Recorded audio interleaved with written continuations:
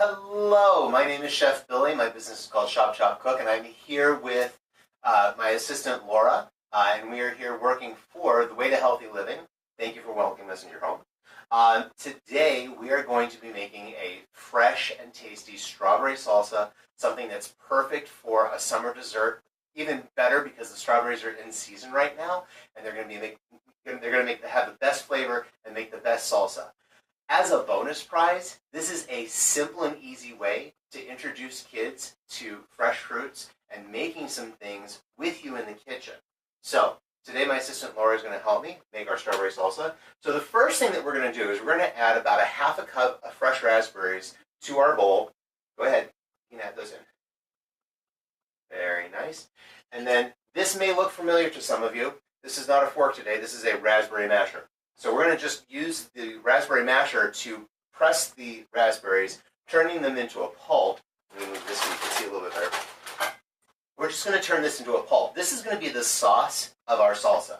This is going to give it some of that creamy texture that if you were having a tomato salsa, the cooked tomatoes and peppers and onions together would be giving you that creaminess. Well, in this case, we're going to be using raspberries. Not only is it going to give us that texture that we want, but we're also going to get some great flavor out of it and a bright, bright red color. Okay, you can go ahead and give those a quick stir, and then maybe another little quick mash. You want to make sure that they're really nicely broken up, separated from each other. Now, one of the things that we want to do here is add a bit of brightness. Raspberries are great. They're sweet, and they've got a little bit of acidity, but we want to brighten those colors and bring out some of the sweetness in the raspberry. When you want to sweeten a dish like this, a little bit of acid goes great. And in this case, we're going to use lime juice. So my assistant is going to take the lime, and she's going to just squeeze the juice from both pieces. Get some of that juice out of there, yeah. And then this is going to kind of brighten and freshen these flavors. Even though strawberries and raspberries have a lot of vitamin C, which has an acidic flavor to it, the lime juice is going to brighten it even more. And it's going to bring out some of the natural sweetness. Excellent. So we'll go ahead and give that one more stir. And we're going to just let those work. So this is where my assistant's going to be coming in really handy. We got to cut up all these strawberries. Now, when this airs for the first time, strawberries should be just in season. Right in the middle of June, end of June, beginning of July is when we're going to be getting some great local produce. The strawberries are going to be fresh, and as we finish up strawberry season, raspberries and blackberries locally are going to be starting to come ripe. So this is a perfect time of year to have a dish like this, not only on the everyday table, but this is a really nice dish to present if you're taking it to a picnic. So what I'd like you to do is we're going to make these into a dice. So this is going to be approximately 1/4 inch by 1/4 inch in size. And if they seem a little bit long, then you can just cut them in half, okay? And so this is going to be a nice size to scoop up on the chip once we get it all mixed together. And then you're just going to take those and you're going to put them in here. So I'm going to take the greens off of these, and then you're going to dice them up. And this is a great way to get some of the younger people in your house to help you in the kitchen. The work can be divided based on skill set. Now, if I was working with a younger person, I might have them do this part. And all we're using for cutlery today is little simple butter knives from the table setting. Nothing extraordinarily sharp, nothing that's going to hurt them if they accidentally drop it on their hand or anything. This is going to be perfectly safe. And just as a side note, too, you've got some really good cutting technique. What we want to teach our kids as we're working in the kitchen is if they have to make slices of something, curl those fingertips under and use just the tip of the finger against and cup that fruit or vegetable while they're slicing. But Laura's doing an amazing job over here. So while we're working, since this is airing in 2018, I just wanted to bring up that we're going to be teaching in Chautauqua coming up at the last week of July. On the 24th and 26th of that week, we're going to be having a couple of special classes in their youth program as part of the summer special learning series that are geared just for kids. The one class is called To Cavatappi and Beyond, and the other class is called Can I Have a Snack? Both classes are geared towards the younger students in the kitchen, giving them ideas on how to prepare fresh foods for themselves and work in the kitchen.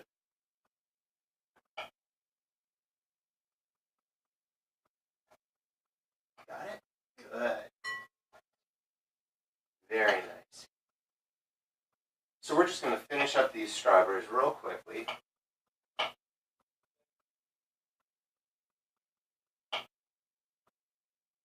Laura, you're doing an amazing job. So, what do you think of this recipe so far? It's sweet. It looks sweet? I can smell it. You can, yeah, these things smell great. These strawberries are nice and ripe. Have you ever seen anything like this before? No. Have you ever seen a strawberry salsa? Have you ever seen a fruit salsa before? No. Oh my gosh, this must be blowing your mind. Are you excited to taste it at the end? I'm excited for you to taste this. This is one of the most flavorful things I've ever had. Especially when you get the cinnamon onto the chips. Oh, by the way, in Mexican cuisine, when you make a dessert tortilla chip, it's called a sopapilla. And so what we're doing today is we're going to be using some multigrain chips with cinnamon sugar on them to dip into the salsa.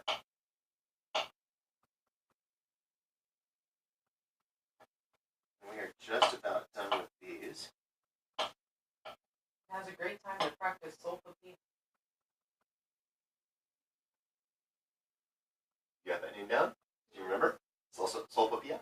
Salsa. Sopapilla. Close. Alright. So I'm just going to add my strawberries to your strawberries over here in this bowl. Alright. And then once you get that last berry cut, go ahead and pop it in there. Give everything a quick stir. And what we're going to do is we're going to give this just a couple of minutes to marinate in and of itself. Let the flavor of the lime juice, the strawberries, the raspberries kind of marry together. Nice job, Chef Laura. Very good. And when you feel comfortable with that, we're going to come back to the cutting board with the mint. Now, mint is another something that grows just about anybody's garden. This is actually a very easy plant to keep around the house. In fact, mint and strawberries are both great container plants. So you could have the base ingredients of this recipe growing right from the beginning of spring. You could have the strawberry plants in a big trough planter on a patio and plant some mint in there too. Both of these are going to come up in the springtime, and they're both going to be ready at the same time to be able to make this dish just when you get your raspberries. And then all you have to do is get your raspberries and your chips, and you're ready to go. So we're going to just take the mint leaves. We're going to leave all the stemmy parts by themselves, okay? So we're going to take that one. We're going to take these off. And we're going to I want to keep a couple of the big leaves separate. And I've got a trick to show you so we can cut those up a little bit easier, okay? So the little leaves off to the side. Very good. Have you ever chopped up herbs before? No? Smell your fingers. Isn't that amazing? Isn't that amazing? This variety of mint is called candy mint, okay? And it's a great mint for using with desserts because of a really bright pepperminty flavor, okay? So we're going to do this together. So I'm going to have you take a couple of big leaves, and I'm going to take a couple of big leaves over here. So what we're going to do is we're going to line them up and overlap them just a little bit. Very good.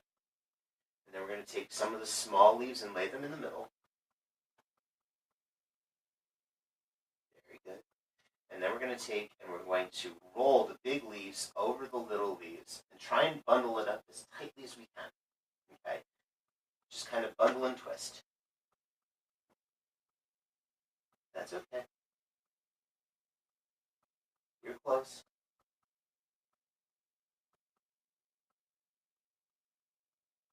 And then, once you get those rolled up, yeah, just like that. Once you get those rolled up, you're going to use your knife and you're going to shred them very thinly. Now, I got another chefy term for you. Ready? Chiffonade. Very good. That's French for very thin. Chiffonade is a term that we use when we're chopping lettuces and leafy vegetables like this. Okay, it gives us a very thin strip, and it gives us a very fine texture.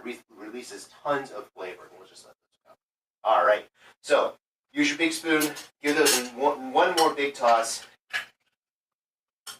And from here, the salsa itself is basically done. This we're just going to let sit for a couple of minutes.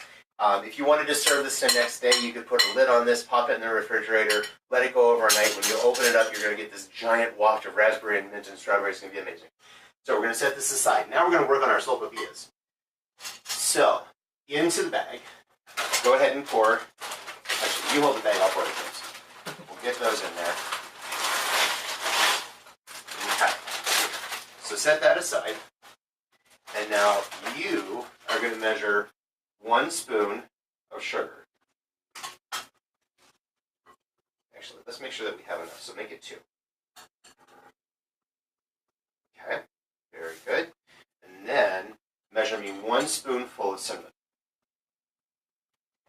And we're just using a standard table teaspoon right here. It doesn't have to be precise measurements. It can be to taste. If you want more cinnamon, add more cinnamon. If you want less cinnamon, add less cinnamon. I wouldn't go with too much more sugar. Good instincts going over the bowl. I would make a mess too. I wouldn't add too much more sugar though. This is going to be enough sugar to coat all of the chips. And the idea here is to add a hint of sweetness and make for a vehicle for the sugar to stick to the chips. Go ahead and massage those together. But we don't want to sweeten the chips too much. We're not trying to make a sugary dessert, but this is just going to make the chips more compatible with the sweet flavors of the salsa. So what we're doing here with the Ziploc bag, by putting the sugar and the cinnamon together and massaging it, the warmth of her hand is going to heat up the cinnamon a little bit. That's going to release some of the oils and allow the cinnamon to stick to the sugar. That way it's not just cinnamon and sugar sticking to the chips. It's actually a combination of the two.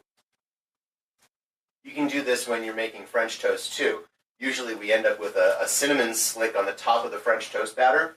If you do this before you make your French toast batter, the cinnamon will stay incorporated into the egg mixture as you're dipping your bread. Because usually it's just the first 2 people that get cinnamon. Very nice. Okay. So go ahead and pour your cinnamon sugar in here. Very nice. Now, for this next step, we're going to keep this closed, but leave as much air as possible in the bag, because we want this to kind of be a fluffy pillow. And you're just going to take this, and you're going to just gently tumble and roll it. Roll it over. Yep, just keep going. Go ahead and roll it. Roll it over. Backside. Yep. And this is something that you can get even the littlest chefs involved with, because you can hand it to them and they can take it and they can just play with it and roll it around. And as long as you've got a good Ziploc bag with a good seal on it, there's nothing coming out. But you can let them play with it and they're going to feel like they're participating so much. And that's really the key when you're working with kids in the kitchen. You're trying to get them incorporated. You're trying to introduce perhaps some unusual fruits and vegetables to them. If they have a hand in creating the dishes that you're trying to feed them, they're going to be more interested in trying them because they did it. You're not just trying to feed them something weird and green and slimy. They've made that weird green slimy thing, and they're going to be interested in trying it. How do those look? I think they look great. They look cinnamon, yeah. So now here's a good place to introduce the idea of portion control for kids.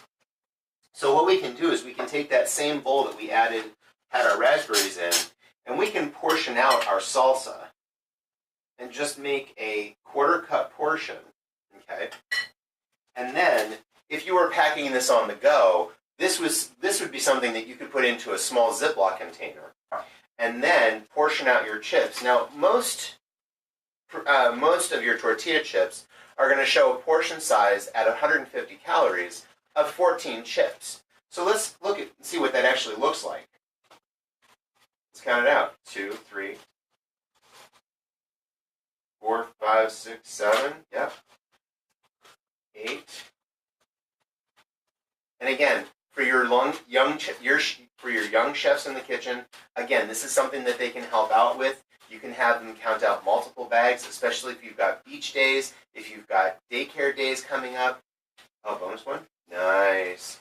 Okay, but when you look at what the portion size actually is, that's a lot of chips for a little belly. And when you put together, a quarter cup of fruit with that, a whole grain chip with all of this high fiber fruit is going to be a really filling snack. And you don't have to have all of that extra sugar and everything going into it. So, my faithful assistant, I'm going to let you taste your creation. Take one from the bottom. Think there's more cinnamon down there? Yeah. Because of the chip.